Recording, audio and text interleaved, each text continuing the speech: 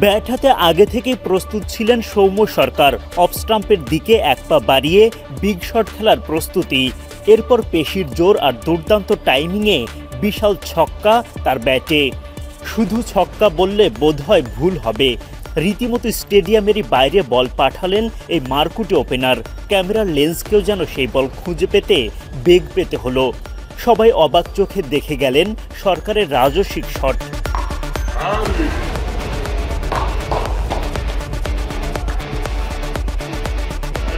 ভারতের বিপক্ষে টি-20 সিরিজের আগে হোম অফ ক্রিকেটে নিজেদের মধ্যে প্রস্তুতির লড়াই টাইগারদের।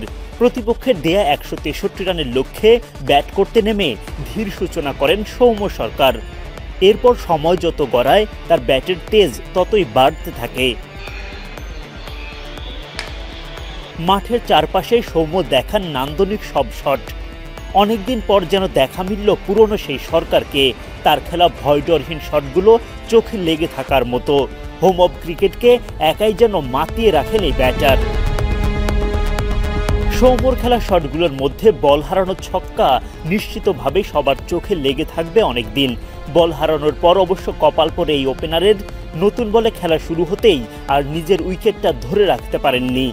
ধরতে হয় সাজঘরের পথ, যদিও তার আগে নিজের সামর্থ্যের জানান দিয়ে যান আরও একবার। কদিনের মধ্যেই ভারতের বিপক্ষে টি-20 সিরিজের দল ঘোষণা করা হবে।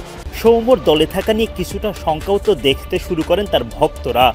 তবে এমন ইনিংসের পর বোধহয় নির্বাচকদের নতুন করে ভাবতেই হবে সরকারকে নিয়ে।